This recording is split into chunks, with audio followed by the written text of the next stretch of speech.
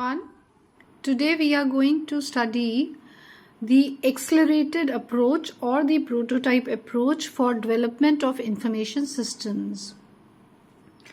Now, in our previous video, we have seen the model-driven approach for development of information system. Today we are going to see prototype approach for the development of information system. This prototype approach is also known as accelerated approach. Designing and building a scaled down but functional version of a desired system is the process known as prototyping. So what is prototyping? Prototyping is basically designing a scaled down version of the desired system. See, a client comes up with a required information system. This is a specific information system that there is a specific information system that the client comes up with and says, this is my requirement. I want an information system with these requirements. So before the actual information system is built, a working model of that information system is presented in front of the customer. So basically it is a scaled down version because it cannot include all the functionalities, as it is not the actual system, but it is just a working model of the system, and this very working model of the system is known as the prototyping.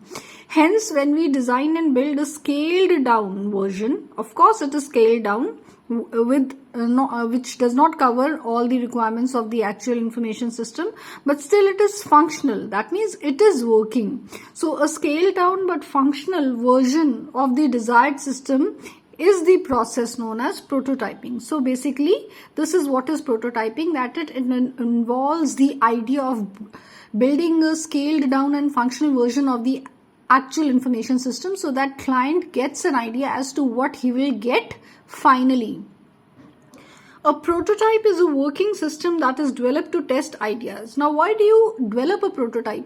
You may come up with a question that why don't we build the actual information system at the first place, and why do we start with the prototype?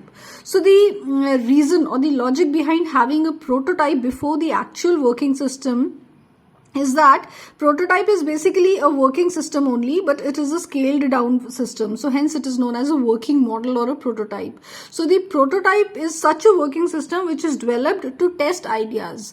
Instead of testing everything on the final system, what you do, you test it on the prototype. You test those ideas and assumptions about the new systems. Whatever are your assumptions about the new system, whatever the ideas, will they work or not, that is tested on the prototype itself instead of testing it on the actual working system, because when the actual final working system is delivered, it is expected to work efficiently and accurately. If there are any problems, making amendments in those problems would be difficult. In a scaled down version, making changes as and when required are easier as compared to changing the entire final developed information system. So that is why we use a prototype, so that we can test all the ideas and assumptions there, and then if they are working well and good, we can go ahead with the next iteration and scale up the prototype further.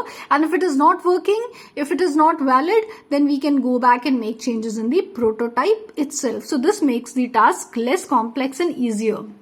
It consists of a working software that accepts input, performs calculations, produces printed or displayed information, or performs other meaningful activities. So obviously, as I said, the prototype is a scaled down and functional version of the desired system. And here the desired system, as you know, is information system. We are talking about development of an information system. And when we talk about an information system, that is basically a working software. So even if it is a prototype of the desired information system, what is it? It would be a working software that would accept inputs, perform calculations, produce printed or displayed information, and perform other meaningful activities. As you know, this is what any information system does. Any information system is a working software, and this working software usually accepts inputs, performs calculations on these inputs, produces output in the form of printed or displayed information, and performs other meaningful activities. This is the task of any information system. So this is what this prototype is also doing at a scaled down level. It is the first version or iteration of an information system. As I said, if the test ideas and the assumptions about with the prototype are correct, you can go ahead with the next iteration, or else you can go back and make modifications. So that is why it can be said as the first version or first iteration of an information system that is finally going to be developed and delivered to the client.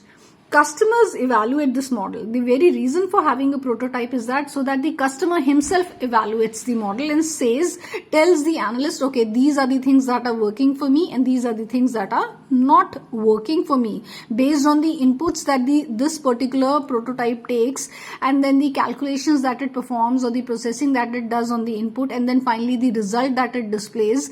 With the help of that result, the client will easily identify whether his goal or his objective or his requirements are being met or not, and then the analyst gets some feedback on the basis of this working model or this prototype. So the customer is basically evaluating this model. This model is for the purpose of evaluation, so that there are not much major changes that need to be done in the actual developed information system. Whatever changes are required are done in the prototyping only.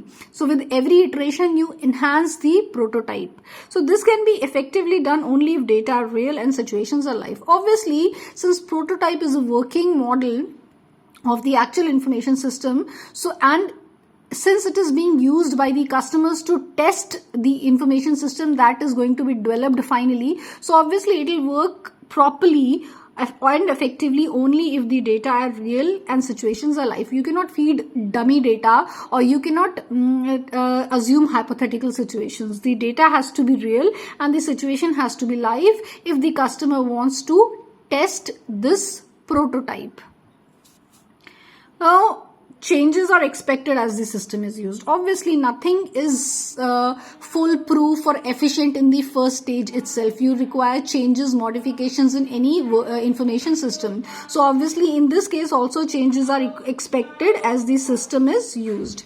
And this approach is useful when the requirements are not well defined. So basically, when the requirements are not well defined, when the customer is not very well aware of what are his requirements or what is he expecting from the system, in such cases the prototype model are efficient, because with every iteration the analyst also gets an ideas of whether the test ideas and the approaches are efficient or not, and the client also gets to know what are his requirements from the system. With the working of the system, he would get to know that. So basically, this approach is useful when the requirements are not well defined. So with every iteration, the customer also gets to know what are the actual requirements, what are his actual requirements from the system.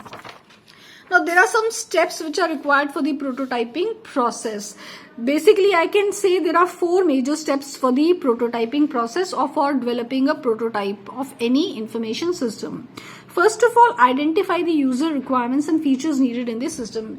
So, basically, since I said prototype is a working and is a functional scaled down version of any information system, so that means you need to have an idea of the user requirements. What are the user requirements and what are the features required in the system? What are the features that you expect in the information system? What are your requirements from the system? These things must be clear. Though you may not be well aware of all the requirements, as I said, because the prototyping model is used only when the client is not aware of all his requirements. But still, you need to have a basic idea of the requirements and features needed in the information system. So this is the first step. Second step is developing a working prototype. Now, once you are clear with the requirements and features needed in the system, you can develop the working prototype, that is a scaled down version of the actual information system required, but this scaled down version is functional. Then in the third step, of course, this is functional. That means the client is testing this particular prototype. So what comes in the third step? In the third step, revise the prototype based on feedback received from the customer. From this functional prototype, when the client tests this prototype, he would obviously in most of the cases require some changes to be done in the prototype. So for that reason, in the third step, you revise the prototype based on what? Obviously the feedback which is received from the customer. When the customer tells you, okay, I I need these changes to be done in this particular prototype. So you revise the prototype. And the fourth and the last step is that you repeat these steps as needed to achieve a satisfactory system. Obviously, these steps are repeated in a loop until the customer is finally fully satisfied and the feedback says that no more changes are required. This particular prototype is meeting all the functional requirements of my information system. So then you can stop there itself. Otherwise, it goes on repeatedly in a loop from the first step till the third step until the customer is satisfied. Actual development of the working prototype is the responsibility of the system analyst. When it comes to system analysis and design, the preliminary investigation, system analysis, system design, all these are the responsibilities of the system analyst. So obviously the development of the working prototype is also the responsibility of the system analyst, and he keeps taking feedbacks from the client based on this working model after the client tests this prototype. Now, the difference between a prototype model and an actual information system is that prototype will not include error checking, input data validation, security and processing completeness of a finished application. See, a prototype is a scaled down version. It only checks whether the ideas and assumptions about the systems are correct or not. But unlike a actual full working model or full working information system, a prototype first of all does not include any kind of error checking. The testing that is done for errors and all, that is not included in the prototyping first of all. Then the input data is not validated here. Whether the input data is valid or not, this thing is not done in the prototyping. Security is not a concern in the prototype also. Security is also not checked. And whether the processed data is complete or not. That means the processing completeness of the finished application is also not done in the prototype. So only thing you test in the prototype is that whether the ideas and assumptions about the system are valid or not. But this also helps to a lot of extent in revising the prototype until you get a fully functional actual information system, which then does all these things, that is error checking, input data validation, security, processing completeness of a finished application. That is all done in the final fully developed information system and not in the prototype. But sometimes the prototype can evolve into the product to be built. Though the prototype is not the actual information system, but with repetitive iterations, this particular prototype can obviously evolve into the actual product to be built. Through this diagram, we will understand the prototyping process. See, in order to develop a prototype, you have to first of all identify the problems of the system. See, to develop any information system, forget about prototyping. To develop any information system in the first place, you need to identify, as a client, you need to identify what are the problems that you are facing in the current system and why do you want to propose a new system. So that means you need to identify your problems. Then with these then with the identification of your problem, you come up with the initial requirements. Okay, these are my requirements these are my problems, and to overcome or to achieve a solution for these problems, I have these initial requirements. These are my requirements from the system, and this initial requirement is fed as an input. This requirement details are fed as an input to develop the prototype. So basically, the system analyst would identify the problems as to why the client or the customer wants to come up with a new information system. Then he would identify what are the requirements, initial requirements from this particular system, since you cannot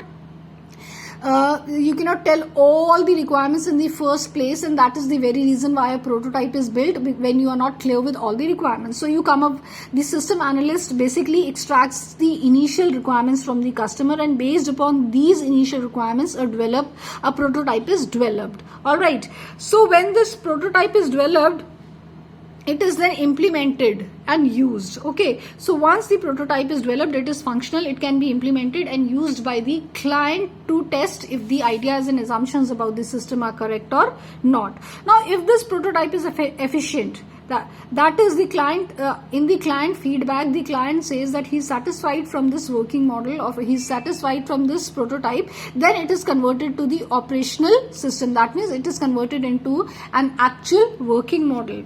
But if in case there are problems in this particular prototype, then it needs to be revised and enhanced. So you basically revise and enhance the prototype, and then in the next version or next iteration of the prototype, again you implement and use the prototype. Then on the basis of client feedback, if the prototype is efficient, you convert it to operational, or else you go back to revise and enhance the prototype. And this keeps on going unless the client is finally satisfied with the working prototype and says that it can be converted to an operational working information system. And then after revising and enhancing the prototype, new requirements are sent to the client. Okay, that these are the new requirements from the system. So this is the prototype approach for developing an information system.